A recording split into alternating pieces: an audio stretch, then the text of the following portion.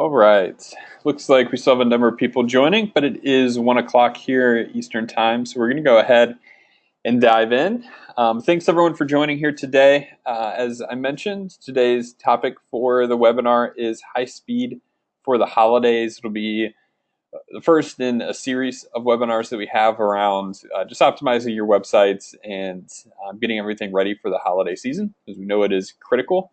Today's topic will be around optimizing tag performance, and that's both in just the performance in terms of the execution and proper behavior of tags, as well as optimizing tag performance from a pure performance standpoint, so as to ensure that tags are not negatively affecting your website, page performance, user experience at all. So twofold here, we'll go through the process and everything and some different things to look out for and really optimize for to ensure that everything with your tag management architecture and setup is set up well for the holiday season. So to start, as always, just some general housekeeping items. So about Tag Inspector and your presenter. Tag Inspector, as many of you know, is a product of InfoTrust LLC. On the InfoTrust side of things, and with Tag Inspector, we do web analytics, tag management, product development work, working with several thousand sites on an annual basis, a number of trainings and educational events as well, including many of these webinars. Offices we have here in Cincinnati, as well as in Dubai, UAE, and soon in Barcelona, Spain as well. Presenter today, as usual, that is me there in the corner. My name is Lucas. I'm our Tag Inspector product manager and also do quite a bit of tag management consulting for different clients. So working with tags, working with defining and optimizing tag architecture all the time, both from a troubleshooting, auditing standpoint, as well as actually getting in there and creating some of these architectures for clients. So enough about that. I just wanted to get into the actual content. First thing, I just wanted to recurring theme, I guess, that we've been pulling up here of late is the overall tag management methodology, or the overall process that you're going to want to go through, and how you're going to want to think about any sort of tag management changes, any sort of tag management initiatives, and the architecture, and how you're really getting everything ready. So we've covered a lot of these different steps in past webinars, as well as really diving into individual steps. Today, we're primarily going to be looking at steps 2 through 4 there. So your tag audit, policy, architecture, that's really, from a thematic standpoint, where a lot of this optimization and improving and optimizing tag performance really fits in. But we want to keep this methodology in mind as I mentioned, going through any sort of tag management initiative to really just remember the process more than anything else. As far as the agenda and what we'll get through here today, first I just want to go through some interesting statistics that really highlight the importance of the holiday season and underscore the need for this type of optimization and testing going into that time of the year. I know all of our e-commerce clients and those of you working in retail, I'm sure are very, very familiar with this. But a few interesting statistics that really fuel some of the different items that we'll be looking at later. Next, we'll be going through just what's important. I want to do a quick review of the tag performance metrics as well as data requirements, so we can have a really good understanding of when we're collecting information and trying to audit and test our overall tag architecture as we prepare for the holiday season. What are some of the primary things we want to be looking at and why? So you can really understand what's going into this process, so you can customize it on your own in order to be able to do this within your organization. Then want to go through just the different steps and pieces to actually optimizing that tag architecture. So we're going to be looking at a tag audit in the context of trying to get everything optimized for optimal tag performance here, again, during the holiday season. We'll look at the performance review, what really should go into that, what you're going to want to be looking at, and how you're going to want to optimize the architecture for performance concerns, as well as a data layer review and data collection review as well. So what goes into that, what you're going to want to be looking for, and then how we can best architect and best structure our tag deployment to take advantage of any findings here, as well as to shore up any issues that may be out there. Final thing I want to just touch on is the ongoing validation and monitoring, which becomes critical during the holiday season. As most of you are aware, most of our clients go through the process where you're in a code freeze, starting oftentimes as early as late October all the way through the first couple of weeks in January. So it's critical, extremely important. Anything that's actually coded on the page, aka any type of code that you have for your data layer or a central data object that you might be referencing for all the tags that are collecting information and powering analytics and conversion reporting within reports that you're really optimizing on.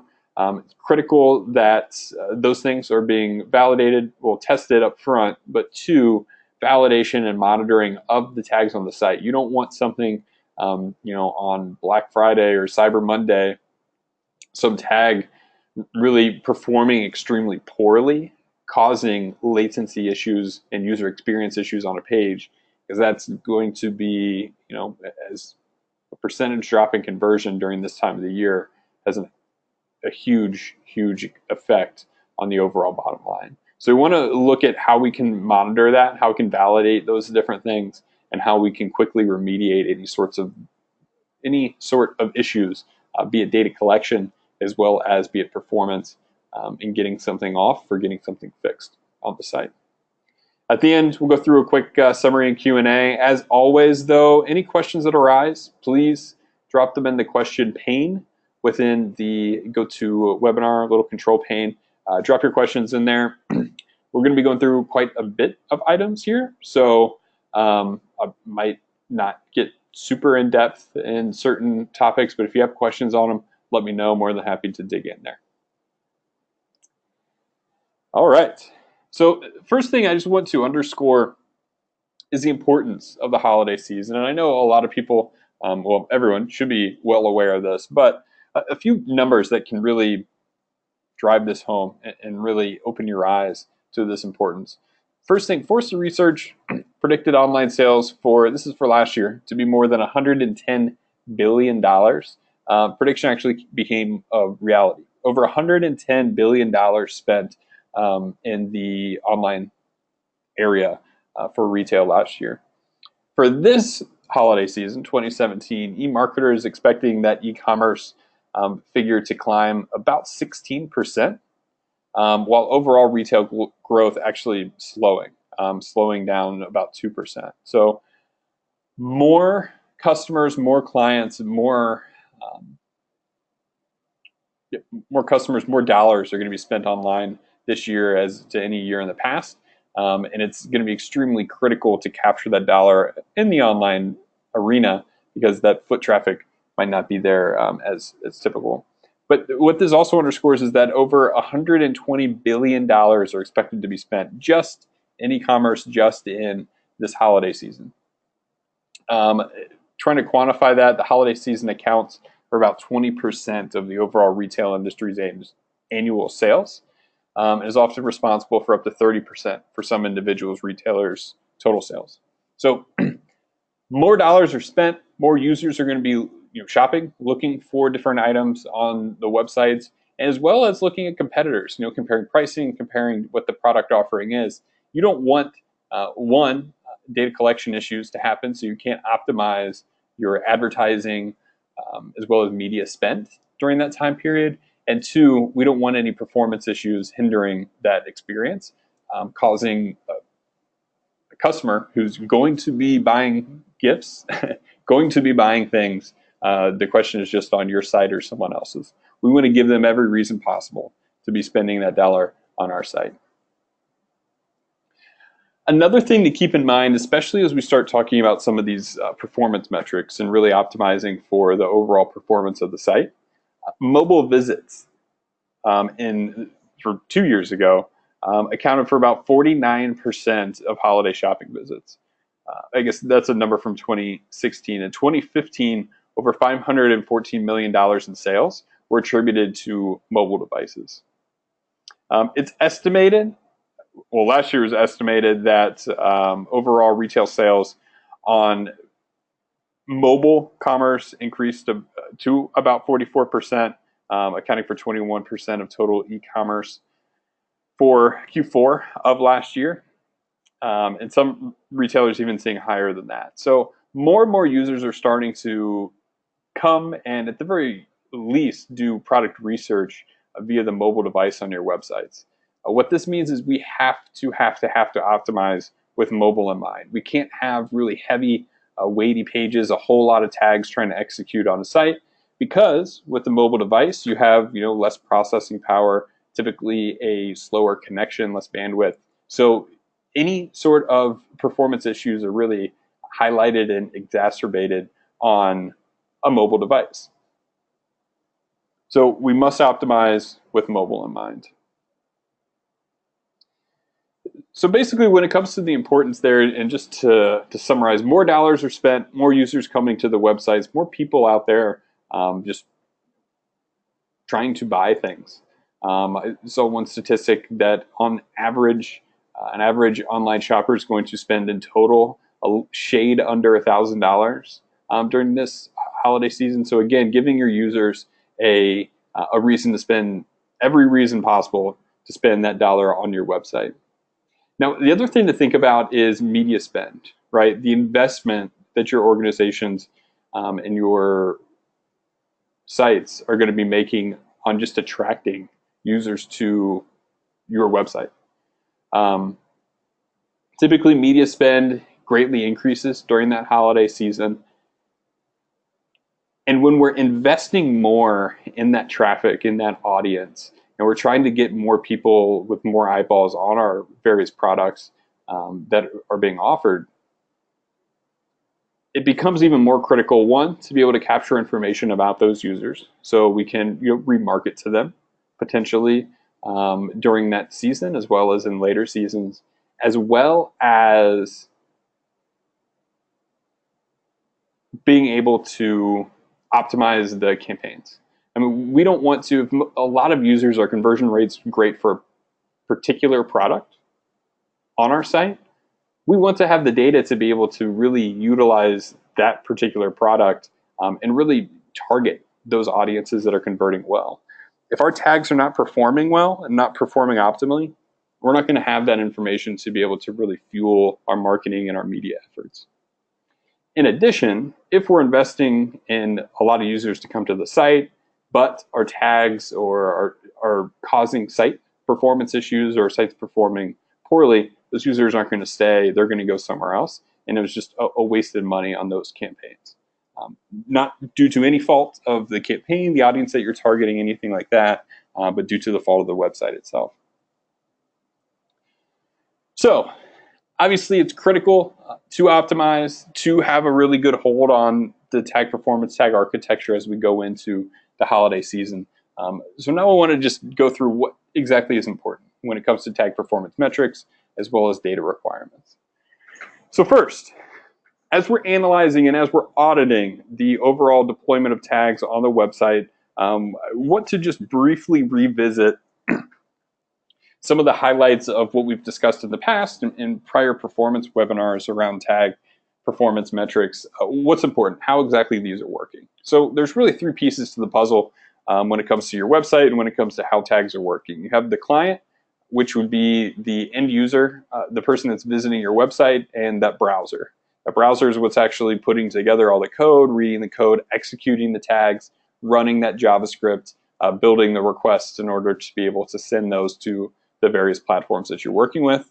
You have your connection or your pipe. This is the internet, the connection between that client or that browser and the third-party servers where, one, your site is stored when it comes to actual site performance and building the content, images, all that on the website, as well as there are servers out there where the requests are being sent for the tags, as well as the actual configuration and the scripts of those tags are being loaded in from. So we have three different aspects that really play into it. And we need to be optimizing and keeping in mind all three. So on the client end, we need to be thinking about processing, CPU, how many connections can, concurrent connections can a particular browser be executing. And that's where we're going to want to optimize and really minimize the total number of requests, tag requests or tags that are loading on the website, how many requests each of those are making, as well as the weight or the size of those different requests. Because the larger the tag, the larger the overall page, the more that the browser has to download, and that has a direct correlation to page load time and latency. In the middle, we have our connection or our pipe. That's where these requests are being sent to and from. You can think of bandwidth as, I know we hear that term thrown around a lot, but that would be just like the size of that pipe. So how much can be sent and received at one time. Again, we want to be thinking and optimizing with mobile in mind. Typically the bandwidth, those connections are smaller.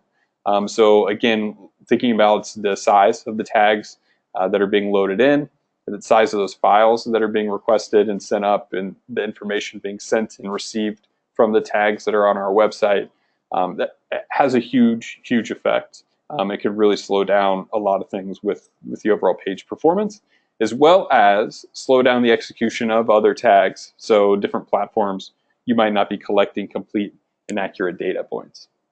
Finally, the server on the third-party end. A lot of people are looking at metrics such as tag latency.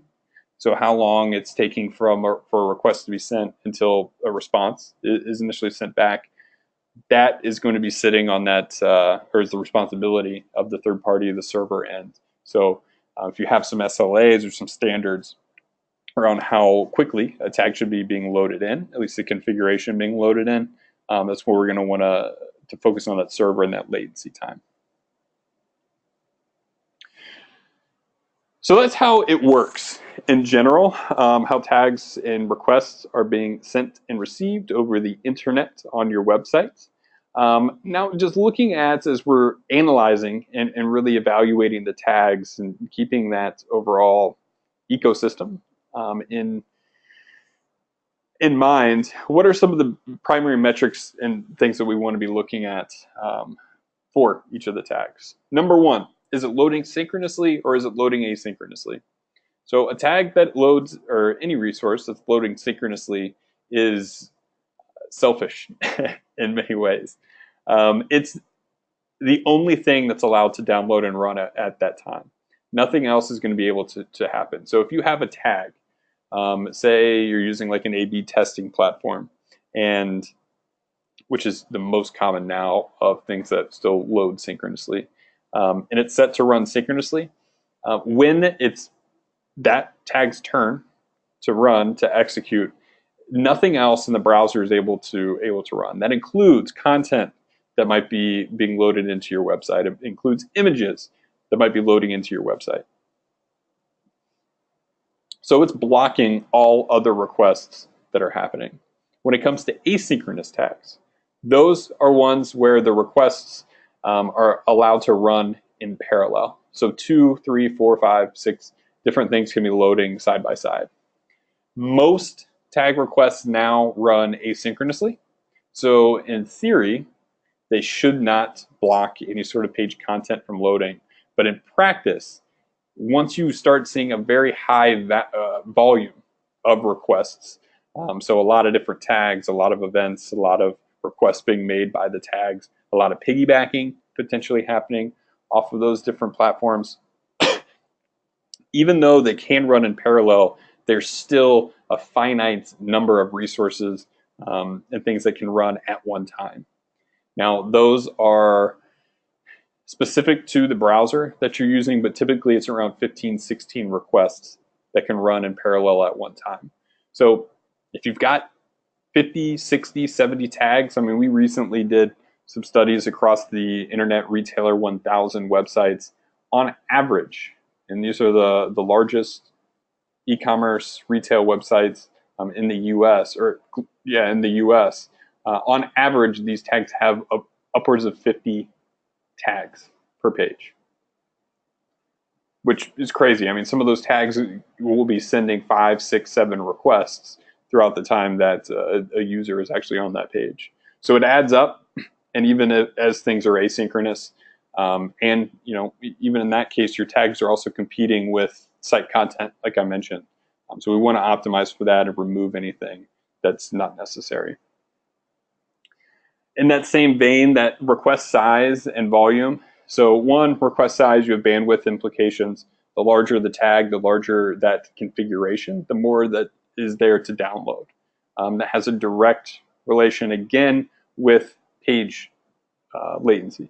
So the larger the tags, the larger the overall total page size, the longer it's going to take for that page to be fully downloaded, everything on it to be executed. A huge area where we see issues with request size and request volume are when it comes to piggybacking or daisy chaining of tags together. So this happens when one tag executes and something else then loads within that JavaScript configuration, which then is loading in another tag, another script, a whole other thing for the browser to run. So when you're doing initial testing of a particular platform, you might see, okay, this request is only 500 kilobytes, decently large, but not gigantic. And it's only sending up 3 total requests. But what we don't realize is that it's actually loading in and piggybacking in 10 other tags for a total of an additional 50 requests. On average, each of those is 250 kilobytes. So we're looking at a huge addition to our overall page size. That is going to impact performance. That is also going to impact the timing of which other tags are able to run and execute on your website, leading to also data collection issues as well. So we need to be cognizant and really think about the total number of requests and the size of all those requests that are being introduced as a result of the particular tag you're looking at being on the website. We need to look at the nature of those requests, again, the different types, different functions, and how much processing is going to be required for those scripts to run on the website. Again, it just comes down to browser resources, CPU, memory, all of that, and really, again, optimize that with mobile in mind. Finally, latency of vendor servers, like I mentioned, the time that something is outstanding, we want to have some standards around that, say 300, 400 milliseconds for tag latency, and we need to be evaluating that and making sure that all of our vendors are being held accountable to those latency numbers. So these are really what's important when it comes to tags performance and their impact on overall site performance. And these are the things that we're going to be looking at as we get into that actual audit testing and optimization leading into here.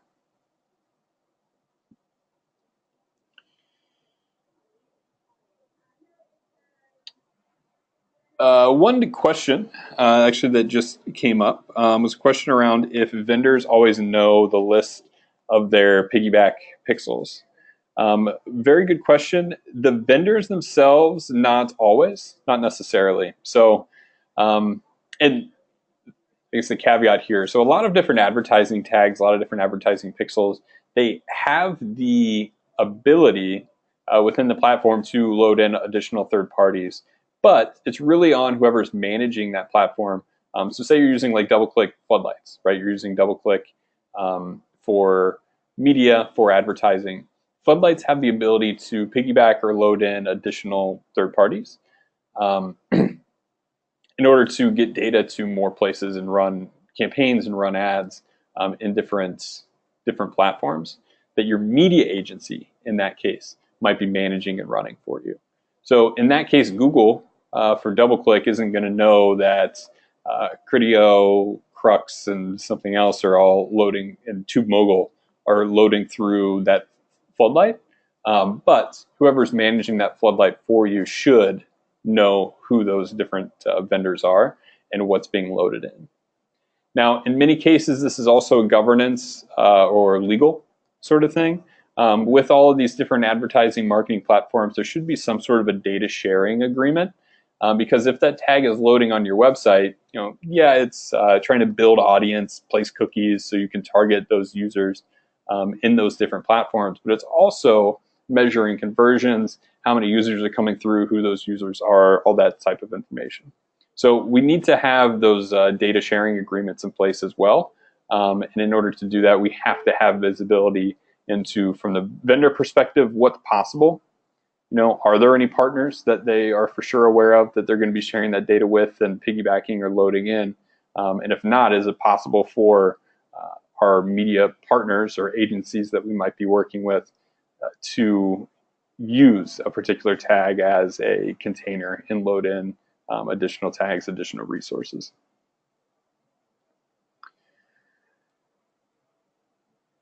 So the next part here, getting back to individually just what's important, and it's kind of the flip side of, or the second half of performance.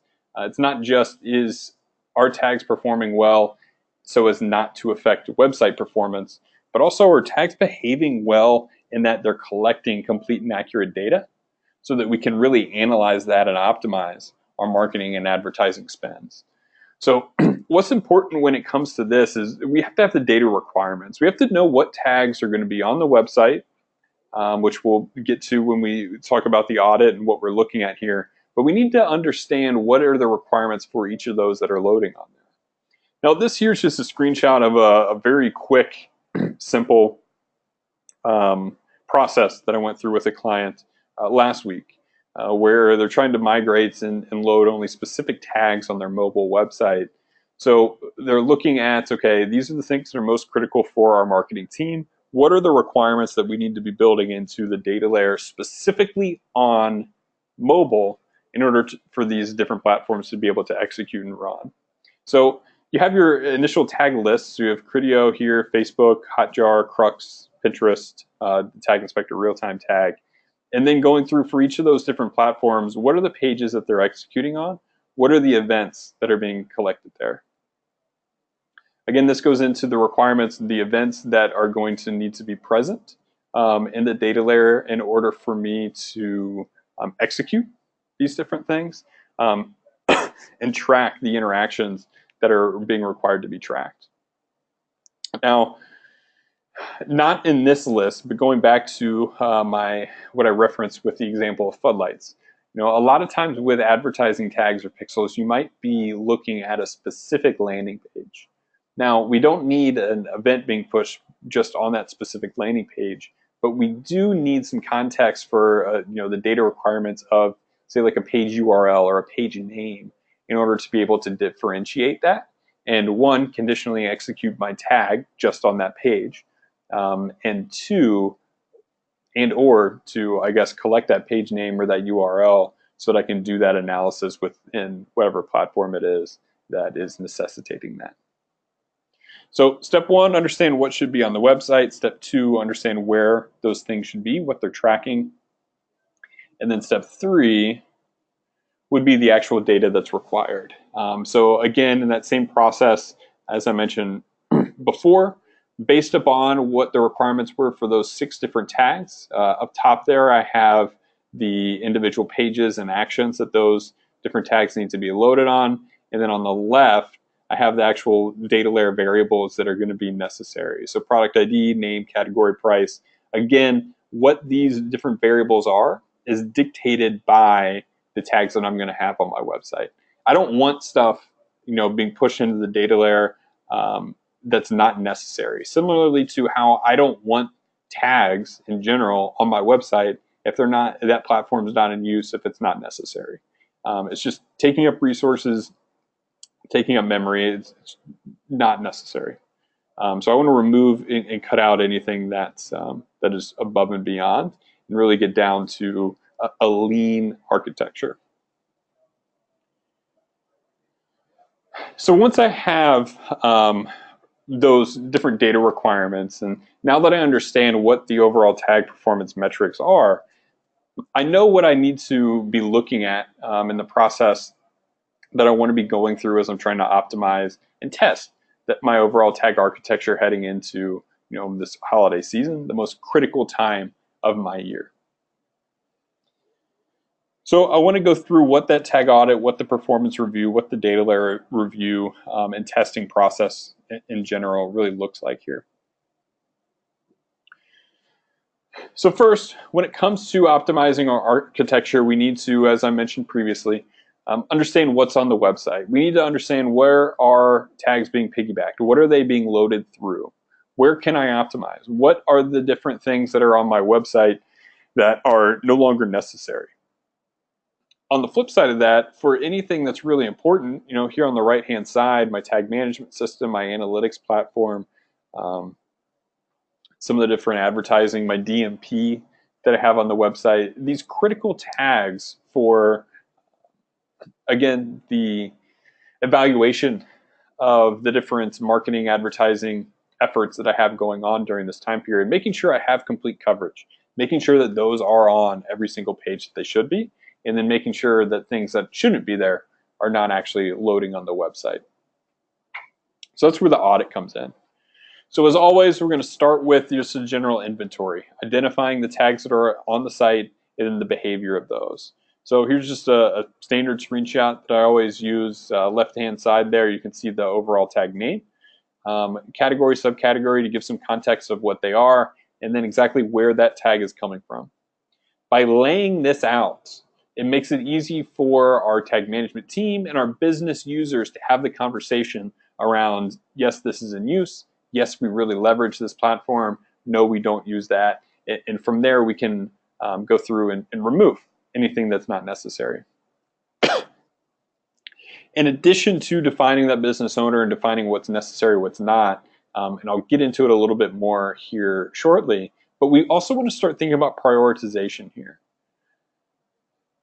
There's a limited number of resources, from a browser, from a performance standpoint, that are available to us, right? Which is why we need to really cut out anything that's not necessary. But it's also critical that we define what is most important.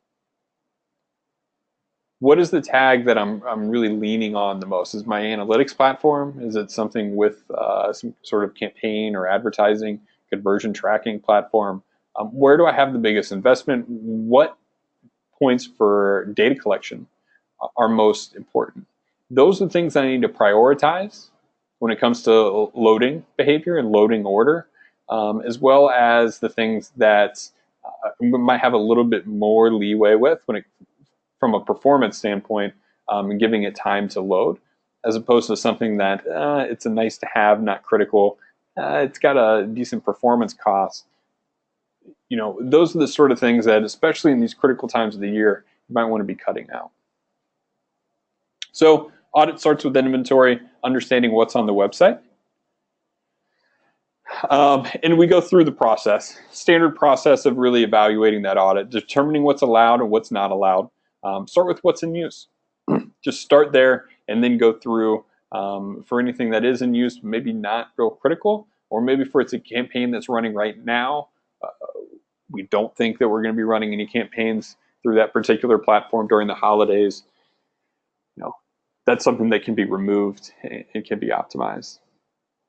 We also want to be looking at, as we go through, once we've defined what's allowed, what's not allowed, and we have left only the things that are required and really important, we want to go through, we want to start evaluating those things from a performance standpoint. Again, thinking about the metrics that we talked about earlier, is this tag loading synchronously? Is it loading asynchronously? What is the size of the request? How large is that request? How large is the file or the script that my browser is going to need to download in order for this tag to work? What is the request volume? Again, how many hits or how many requests are being sent by that particular tag? And is it loading in or piggybacking in any others? What is the overall latency for that particular tag? So how long is my browser waiting for a response from the third-party server in terms of loading in that overall configuration just to be able to run? Latency is actually an interesting one. Just wanted to focus on this briefly. So tag latency is a metric that is available in a lot of different tools. And I think because of that, just sheerly its availability, a lot of organizations are optimizing and putting hard limits around tag latency. We're working on, and the full results will be coming out here in the next few weeks. But we're working on some analysis of from scan data across thousands of websites, thousands of e-commerce and retail websites that we've run here at Tag Inspector, in order to be able to analyze what are the performance metrics and what aspects of tags really move the dial when it comes to performance of a page, of a website. And what was interesting, one of the first things we looked at was latency. And a primary reason for that is because it's a commonly cited metric, something that a lot of people are using. We found that there is little to none statistical significance or correlation between tag latency and overall page latency, and that's combined with individual page load time metrics, some DOM load timing events. And if you think about it, it makes sense. Latency is important to have some standards around in order to be able to better predict and better manage the loading order of tags, and in what order and in what dispersion, I guess, those resources are being used when it comes to tags. So latency is a metric that we want to be looking at in order to be able to optimize and make sure that this tag is always performing in a predictable way. But it's not necessarily something that we want to be solely optimizing for when it comes to trying to optimize the page performance. Again, I'll have some more information about those metrics and what's really moving the needle here soon. But that was one interesting finding. So we want to be analyzing latency, but it's not the end-all be-all metric that many have in the past considered it to be when it comes to tag performance and the performance of the website.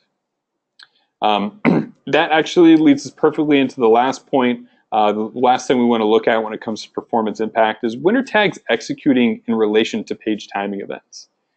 If I have a tag that loads that is really big, really heavy, a lot of weight, right? So there's a lot for the browser to be able that's going to have to run in order for that tag to work and for that platform to execute. If that's loaded in very top of the page, one of the very first things before even first paint happens from a user experience standpoint, that's going to matter a heck of a lot more because it's going to be using up a lot of resources that aren't able to be used at that point to load in and compile my site content. Versus if that is a tag that requires or has a lot of weight, requires a lot of resources, but if I load it after, say, DOM complete, it's going to have zero effect on my actual user experience and everything that is being loaded in visually on the page, because the page is fully loaded, the page is fully compiled, put together, and viewable to my user. So things to really start thinking about as, again, you go through and see request size, request volume, and prioritize different tags and what that load order should be, but doing that in relation to my page timing events in order to be able to optimize that user experience. To reiterate that point, prioritization of tags, what is most critical? Determine that as you're going through the different platforms, and then what are the performance risks, and weigh that against the business value.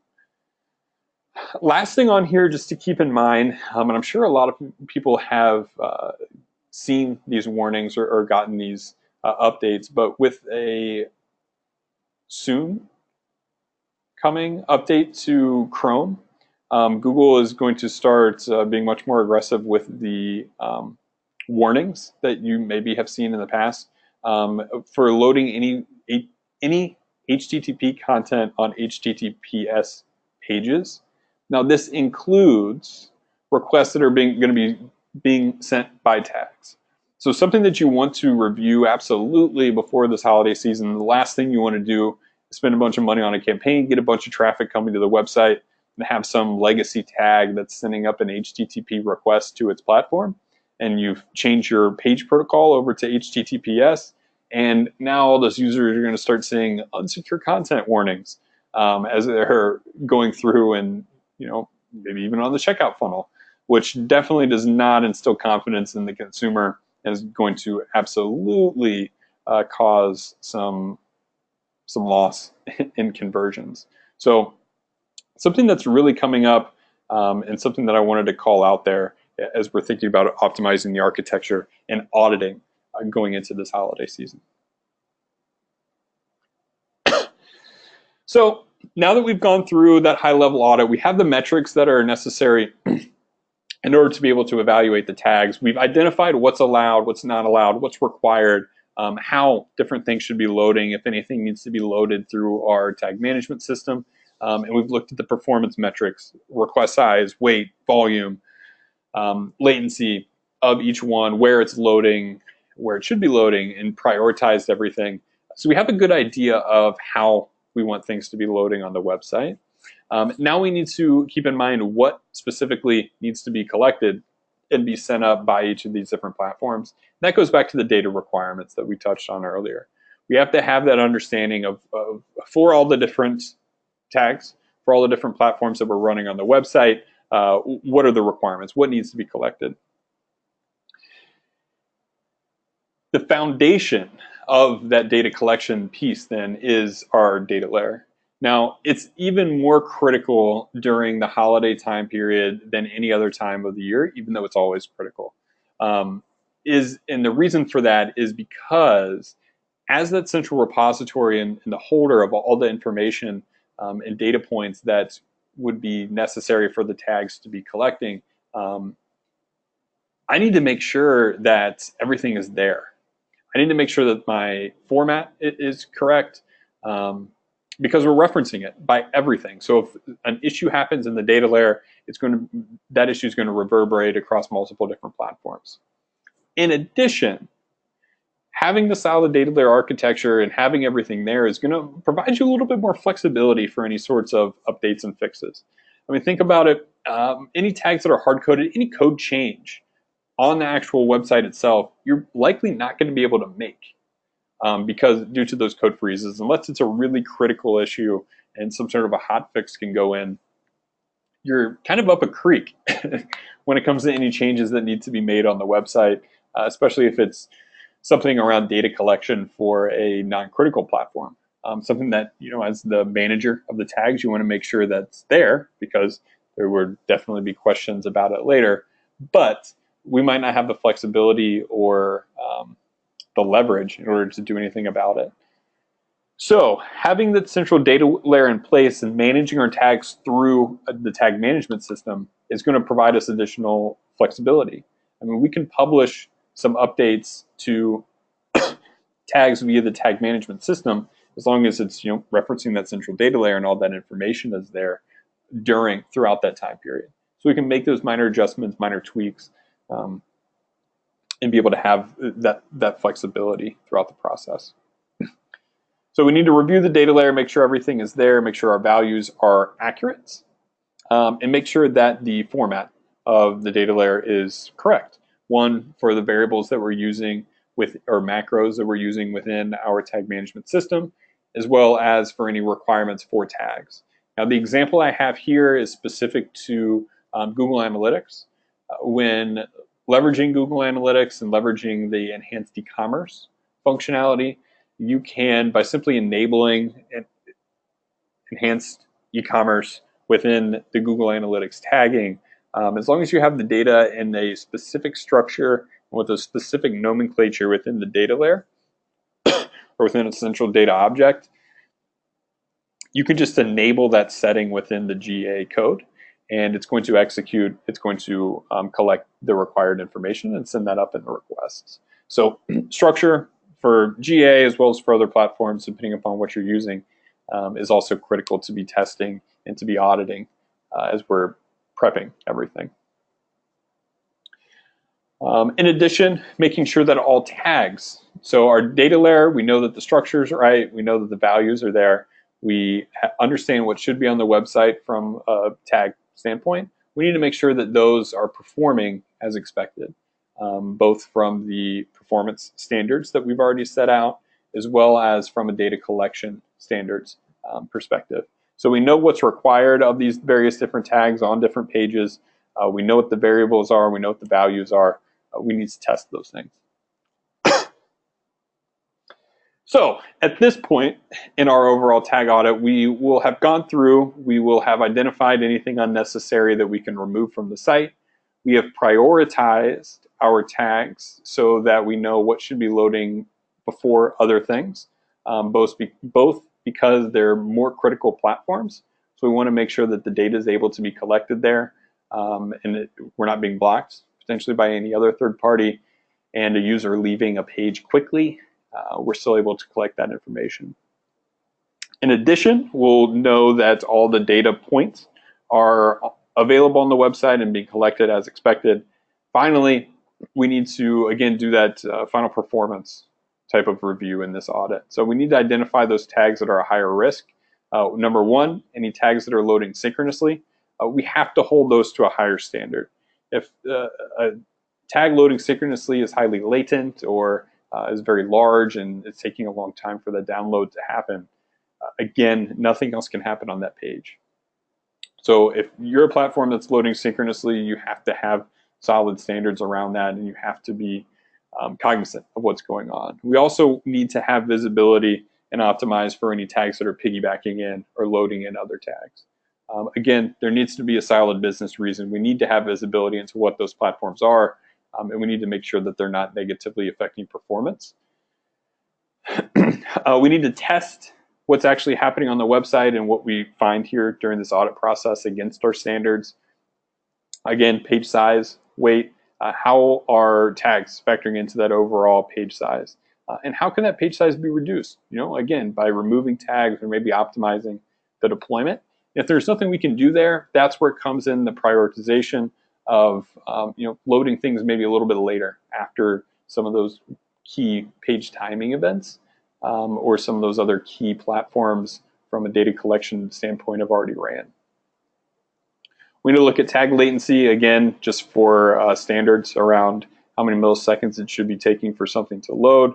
And again, we're just looking for something that's predictable here and reliable, so that we can know that resources are properly being allocated throughout the time a user is on a page, as opposed to everything just rushing in at first, or something taking a long time and being deprioritized and having to wait in a longer queue to be executed, causing some of those data performance issues. Final thing here, I can't reiterate it enough, especially when it comes to performance, is to keep mobile in mind. Slower connections, less CPU, page size is going to be a huge factor here. So really think about conditionally firing tags, certain tags only on desktop, especially those that you deemed a pretty high performance risk as you're going through that audit and evaluation process. Keep that in mind. So the final piece here, what to do with all this information that we're going to be collecting. One, we're going to want to remediate any instances of piggybacking and at least be aware of what those are. And then also weigh the business value versus the performance risk for any tags that we are allowing or requiring on the website. Is the business value, the value that I'm getting from this particular platform, worth the potential conversions or the potential revenue I can lose due to the performance impact of this tag on my overall page performance and user experience?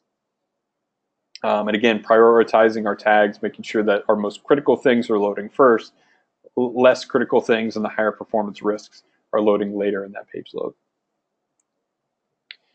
So those are the things that we're wanting to really look at and optimize going through that tag audit and optimization process. The next thing I want to quickly touch on is just the ongoing validation and monitoring. It's always critical to know what's going on and be able to quickly remediate any issues, but that importance is heightened even more during the holiday season, again, just due to the traffic and revenue numbers that we're expecting to see.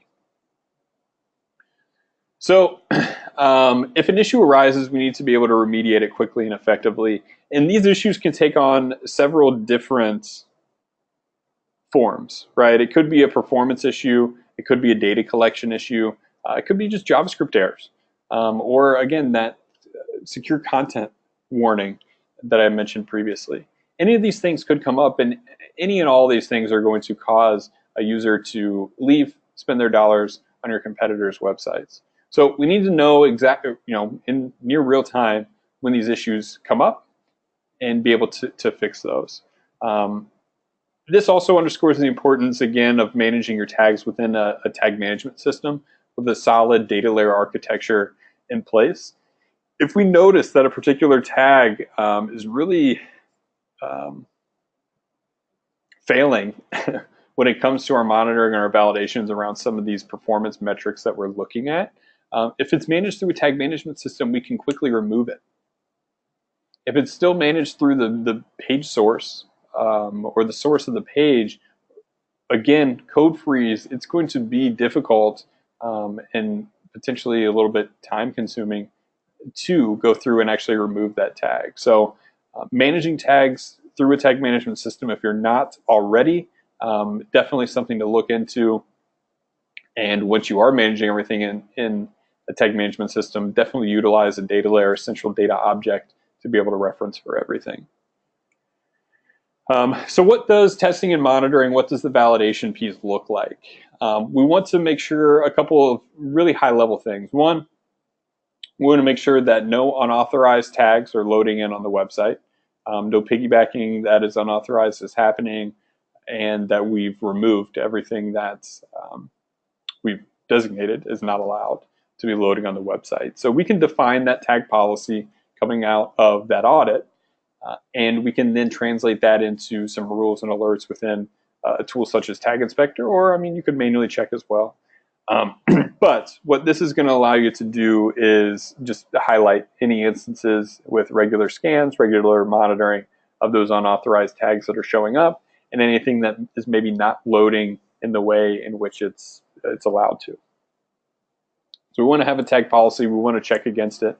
We also want to make sure and validate that we have complete and accurate data collection.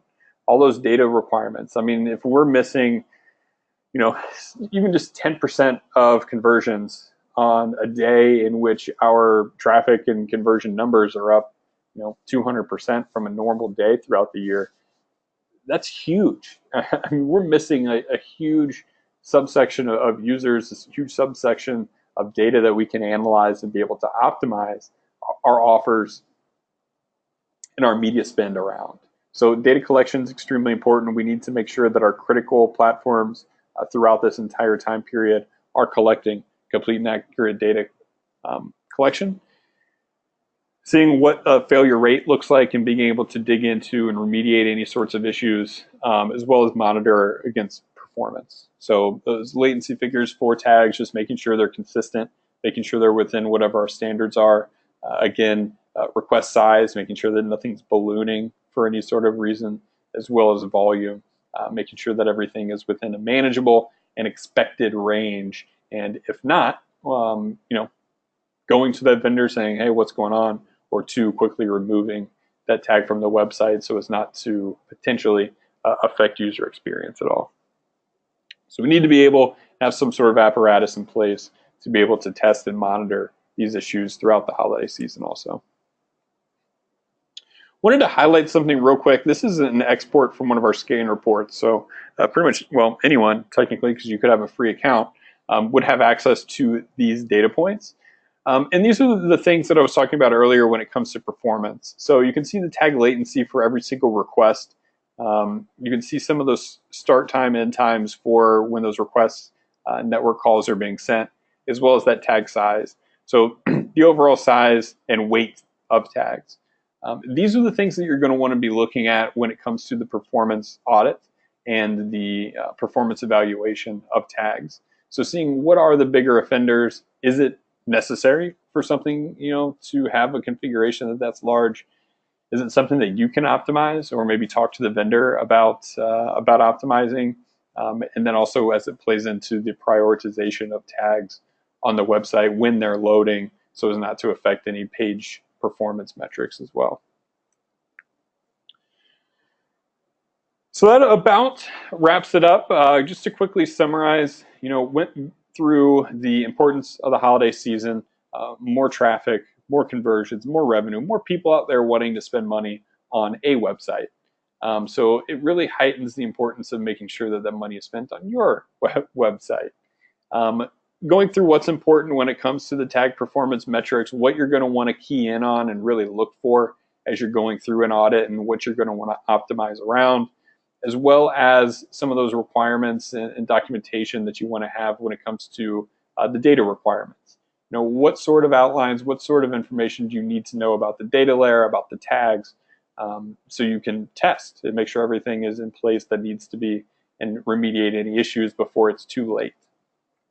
Went through a little bit of optimizing that overall tag architecture, going through that audit process, what goes into that. Again, the things you want to look at in a performance review, how you're going to evaluate those, and then also the data layer review, what to look at, how to fix any of those issues, and then the importance and process for ongoing validation and monitoring.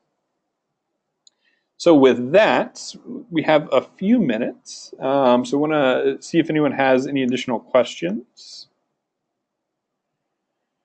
Had a question in regards to the tag audit or the inventory report that I had shown. Someone asked about if Tag Inspector provides the category and subcategory mapping for the tags. By default, like if you just export all, no. But it is something that we can help you map. I can provide a file that has the subcategory, category information for all the different tags that are in our database. So if pulling that information out via the API, you can just do a quick lookup and be able to supplement the information in one place with the category, subcategory. So yeah, definitely something that's possible, something that we can provide to be able to create an inventory in a similar manner to what I had shown there.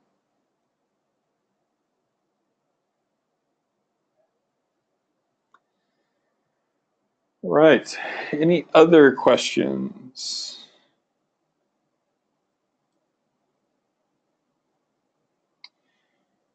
Doesn't look like it. Well, yeah, we're coming up here on 2 o'clock. I appreciate everyone's attendance today. As mentioned, we will have a couple more in this series around the high speed for the holidays, really optimizing the website for the holiday season and the things that you're going to want to look at.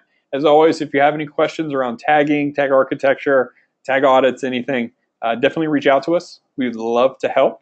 And we'll look forward to seeing you on some future webinars. Thank you all very much, and have a great rest of the day.